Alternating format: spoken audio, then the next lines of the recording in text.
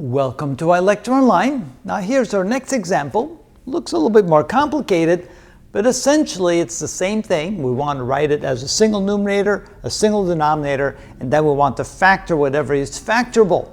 So let's take a look. So this is equal to, let's go ahead and put a single line down. In the numerator, notice we have x squared minus 1. And in the denominator, we have the quantity 4x cubed plus 4x squared plus x. And if you look at those two, you can probably see that this can be factored and this can be factored as well. In the denominator, we end up with 2x to the fourth plus 5x cubed plus 2x squared, and that is then multiplied times 1 minus x. Okay, now let's go ahead and have some fun and factor what we can. So x squared minus 1 is the difference between squares, so this could be written as x plus 1 times x minus 1.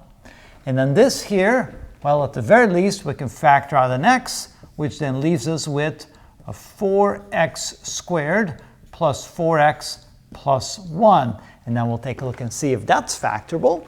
In the denominator, we can probably factor this, so this can be written as the product of two binomials. We need, well, let's see here. No, first what I want to do, I'm getting ahead of the game. I notice here there's x to the fourth, so let me first factor out an x squared. So we factor out an x squared, and then we're left with a 2x squared plus 5x plus 2, and then we'll factor down on the next round. Now notice we have a 1 minus x here and an x minus 1. If I factor out a negative 1, I can turn that into an x minus 1. And I can go ahead and simplify that. And then let's factor these two and see what we end up with. So we have an x plus 1 times an x minus 1. I'll just go ahead and factor everything at the very end.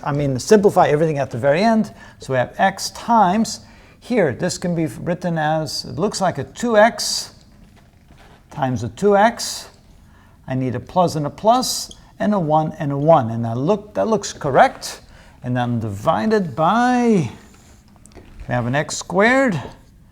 And here, again, we need the product of two binomials. We end up with a 2x and an x. Everything is plus. I need a 2, that's a 2 and a 1. I'll put the 2 over here and the 1 over here. So 2 times 2 is 4, plus 1 is 5. I get the middle term. And then I'm still left with a negative 1 and an x minus 1. So finally, when we have everything factored out, now we can go have fun and simplify what we can. We have an x minus 1 and x minus 1. That cancels out. We have a 2x plus 1 and a 2x plus 1. That cancels. What else do we have? How about an x and an x squared? I think that's about all we can simplify. And so what do we have left? In the numerator, we have an x plus 1. And we have a 2x plus 1. In the denominator, we have a negative and an x. So that's negative x. And what else? And an x plus 2. And that would then be the final answer, the two products in the most simplified form. And that is how we do that.